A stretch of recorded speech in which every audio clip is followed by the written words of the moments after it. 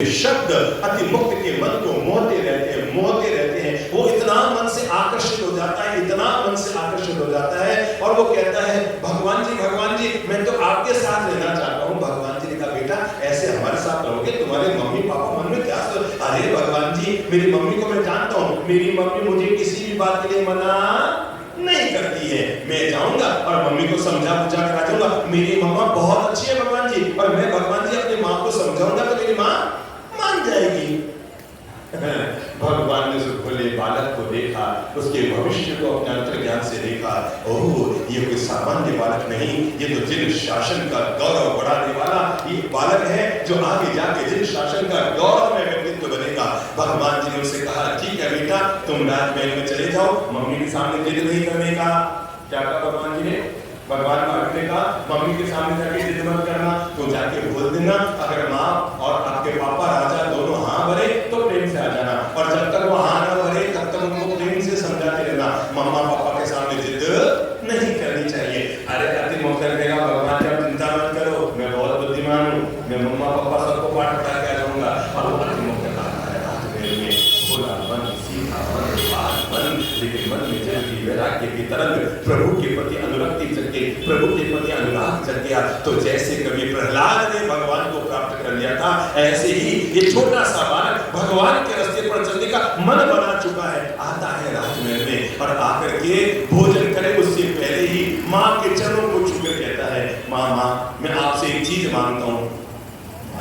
नहीं पहले मुझे हाँ बोला। बेटा तुम बोल तो सही क्या? नहीं मुझे पहले हाँ बोलो मम्मा, मुझे हाँ बोलो। जब तक आप मुझे हाँ नहीं करेंगे मैं नहीं मांगने वाला हूँ और मैं खाना भी नहीं खाने वाला हूँ। अरे तो हमें तू बोल तो सही बेटा तुझे क्या चाहिए? अरे अब तो भगवान के यहाँ से आगे जाके आया है और अभी तो भोजन भी नहीं किया, पहले खाना नहीं मम्मा, पहले मुझे मेरी बात आप मानते हो तो मैं भोजन करूंगा, नहीं तो भोजन भी नहीं करूंगा।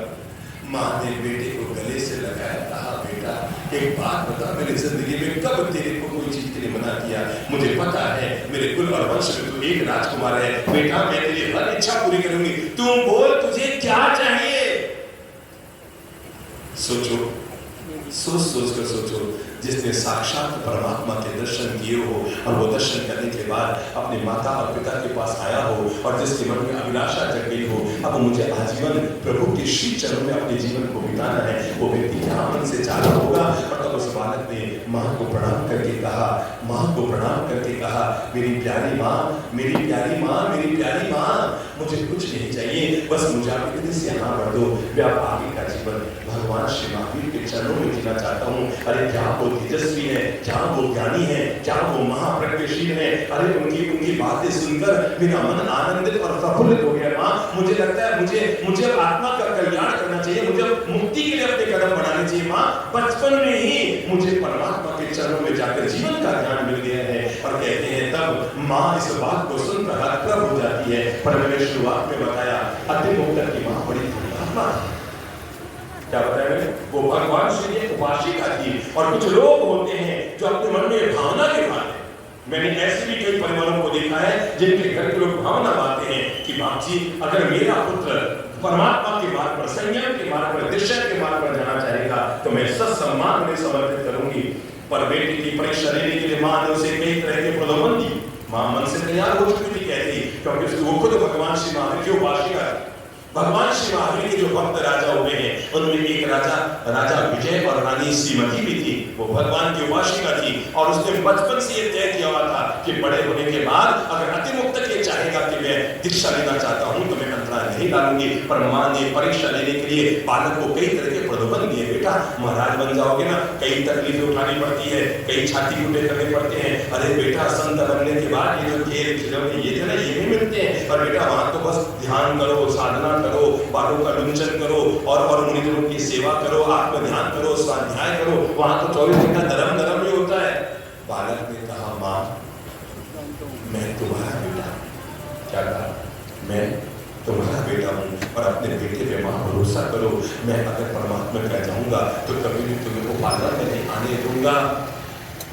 मीटिंग करते हैं राजा विजय और रानी श्रीमती और मीटिंग करने के बाद ये सोचकर कि अगर हमारा पुत्र परमात्मा के मार्ग पर जाना चाहता है, उन भगवान श्री महावीर के श्री चरणों में जाना चाहता है जिनके हम जीवन भर उपासक रहे हैं, जीवन भर हमने उनको भगवान की तरह पूजा है, आज अगर हमारा पुत्र वहां जाता है तब कहते हैं विजय और श्रीमती, दोनों राजा विजय और श्रीमती भगवान के पास आते हैं और आकर कहते हैं हे प्रभु, हम अपने आप को धन्य भाग्य महसूस कर रहे हैं, हमारा पूरा कुल और वंश गौरव महसूस कर रहा है भगवान कि आज मुनि दीक्षा स्वीकार करने की पवित्र भावना के साथ हमारे पुत्र ने हमारे सामने भावना रखी है। भगवान, हमें नहीं पता कि हम आपको जीवन में क्या भेंट दे पाते, पर हमारे जीवन की सबसे अनमोल हमारी एकमात्र संतान हम आपके चरणों में समर्पित करते हैं। हमारी एकमात्र संतान राजकुमार अतिमुक्तक को आपके चरणों में समर्पित करते हैं और तब भगवान उनके माता पिता की अनुमति पाकर उस छोटे से बालक को, बालक छोटा था पर प्रज्ञा जिसकी बड़ी थी, वैराग्य जिसका ऊंचा था, संयम के प्रति अनुरक्ति जिसके भीतर जगी, जहाँ संयम पंथ दीक्षा थी तब पंथ सदा उजवाड़ बने, जंजीर कीजिए कर्मोनी की मुक्ति बने। धन्य धन्य तो वो मां राजवंश का एकमात्र पुत्र था और अपने केवल 6 वर्ष के पुत्र को सदन न्यायों के साथ भगवान के द्वार पर लाती है और अपने बेटे के सिर पे हाथ रखकर कहती है बेटा, दुनिया में हर किसी माँ बाप ने अपने बेटे के गले में वरमाला और वधू की माला लगाई है। बेटा, हमें गौरव है तुम बचपन में ऐसे मार्ग पर जा रहे हो जो मुक्ति के मार्ग है। जहाँ संयम पंथ दीक्षा थी तब पंथ सदा उजवाड़ बने, जंजीर कीजिए कर्मोनी की मुक्ति नी वरमाला बने। और इसी मुक्ति की वरमाला के साथ अतिमुक्तक ने भगवान के श्री चरणों में संयम और दीक्षा को स्वीकार कर ली। कई दिन बीते, एक दिन कई संतों के साथ वो छोटा सा कितना सा मुनि, सोच सकते ना 6 साल का बच्चा कितना बड़ा मुनि होता होगा ना, छोटा सा मुनि ना करके करने वाला। अरे भगवान की बातों में आकर वैराग्य तो चाहिए था, पर बचपन तो आखिर बचपन होता है ना, बचपन के मूल भाव मन में पैदा हो जाते हैं ना। एक बार उस संतों के साथ छोटा मुनि जंगल में निवृत्त होने के लिए गया था और वहां पर उसने देखा कि एक झरना है, क्या बह रहा है, पानी का झरना बह रहा है और वहीं पर पानी के झरने के पास वो बैठ गया। मुनि ने कहा चलो चलो, उसने कहा मैं तो थोड़ी देर यहाँ खेलूंगा और वो दिल पे अड़ाया और तब उसने क्या किया, वो उसके हाथ में जो जैन मुनि लोग कौन सा पात्र यूज करते हैं, काष्ठ पात्र। कौन सा पात्र, काष्ठ पात्र, यानी लकड़ी का पात्र यूज करते हैं। उसके हाथ में लकड़ी का पात्र था और लकड़ी का पात्र पानी में नहीं डूबता और तब उसने वो नाले वो जो झरना बह रहा था उस झरने में अपना पात्र बहने लगा। मुनि पीछे के साथ दौड़ने लगा और कहने लगा मेरी नाव तैर रही है, मेरी नाव तैर रही है, मेरी नाव तैर रही है, मेरी नाव तैर रही है। मुनियों ने कहा अरे गिल्ला, मतलब पागल, अरे अरे अरे अरे अरे अरे बिल्कुल भी नहीं समझता, तेरी नाव तैर रही है, तेरी नाव तो डूब रही है। ये तो मुनियों के धर्म है, तो इस तरह पानी में पात्र को बहाना। मुनियों ने 5 बार कहा वापस चलो वापस चलो। अब बच्चा खेल कूद में लग गया, वापस सुनता तो नहीं है।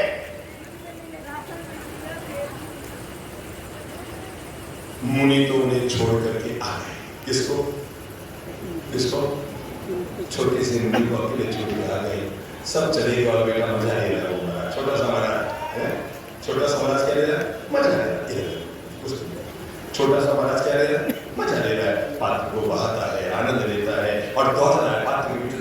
अरे मेरी नैया तैर गई, मेरी नैया तैर गई, मेरी नैया तैर गई। हुआ ये था कि जब वो बच्चा था तो एक बार उसकी एक सहेली थी जिसका नाम था चंपा, जिसके साथ वो ऐसे ही नौका खेल रहा था कागज की बनाकर, पर वो उस समय उसकी नौका डूब गई थी। सो उसे लगा उस समय डूब गई चंपा, आज देख मेरी नौका तैर रही है, मेरा पात्र तैरा और पीछे पीछे तैरे जा रहा है, दौड़े जा रहा है, पात्र कहाँ जा रहा है। जब झरना खत्म होने आया तो उसने देखा वो पात्र जाकर पत्थर से अटक गया है। उसने पात्र को उठाया, इधर ये घटना घटी, उधर वो भगवान श्री महावीर के पास साधु जन पहुंचते हैं और जाकर कहते हैं गुरुदेव भगवान आप भी गजब की हो। कहा क्या क्या गजब की हो? अरे भगवान ऐसे छोटे छोटे बच्चों को महाराज बना देते हो और हमारे साथ अनुभव करते रहेगा। अरे वो तो रहे, हम तो छोड़ के आ गए, वो उन्हीं जो जीता ही नहीं है, वो पालते ही नहीं है उन्हीं जो, कभी नदी में पात्र बहाता है, कभी कुछ करता है, वो महाराज बनने लायक नहीं है, उसको वापस घर में दो। भगवान ने आगमन की, मुनियों के उल्हाने पर उल्हानों को सुना। सभी मुनि छोटे से मुनि के मजाक भी उड़ा रहे थे, व्यंग्य भी उस बालक पर कस रहे थे। पर उधर वो जो बालक था ना, वो जैसे ही उसका पात्र जाके पत्थर से अटका तो उसने पात्र को उठाया, सोचा वापस चलो भगवान के पास, तो जाए कैसे, सारे मुनि तो गया हो, मतलब सब मरा मुझे छोड़ के चले गए। वहीं पर बैठ गया वो मुनि, आत्महत्या करने लगा। ओहो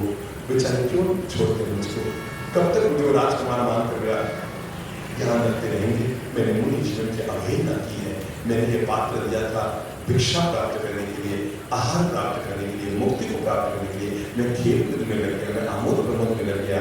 ये मुनि जीवन के लिए उचित कर्म नहीं है। और वो आत्म भाव भाते भाते भाते भाते इतनी परम अवस्था में डूब गया, इतनी आलोचना, इतना अंतरंग में प्रायश्चित के भाव, आलोचना के भाव उसके मन में पैदा हो रहे हैं। और इधर वो मुनिजन किनको उलाना दे रहे भगवान महावीर को कि आप चलते फिरते बच्चों को महाराज बना लेते हो, ये आपके धर्म को डुबो देंगे, ऐसे बच्चे क्या करेंगे, मजाक उड़ा रहे हैं। भगवान तब खड़े होते हैं, सारे मुनियों को कहते हैं हाथ जोड़ो, प्रणाम करो, तुम किसी केवली व्यक्ति की आसाधना कर रहे हो। गाँव में और जिस बालक को तुम जंगल में अकेला छोड़ के आए ना, उसने झरने में अपनी नाव नहीं तैराई है, उसने आत्मलोकन करते करते, आत्म प्रायश्चित करते करते वहाँ जंगल में बैठे बैठे केवल ज्ञान का परम ज्ञान को प्राप्त कर लिया है और उसने अपनी खुद की नौका पार लगा ली। जीवन में रहने वाली दुश्मनी उसका नुकसान करती है।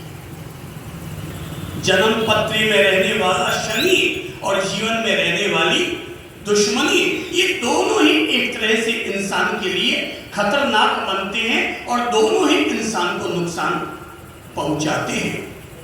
कितनी बड़ी बात है, क्षमावनी का ये महान पर्व हमें किस तरह के पुण्य में अवसर प्रदान करता है कि अगर किसी ने हमारे दिल में ठेस पहुंचाई, क्या पहुंचाई है, वापस सब बोल दो, क्या पहुंचाई है, ठेस। किसी ने हमें ठेस पहुंचाई है, मगर फिर भी हमने आगे बढ़कर और उसके साथ क्षमा प्रार्थना कर दी है कि तुमने मुझे ठेस पहुंचाई, फिर भी मैं अपना दिल बड़ा करता हूं और हाथ जोड़कर तुझसे क्षमा मांगता हूं, तुझसे क्षमा करता हूं।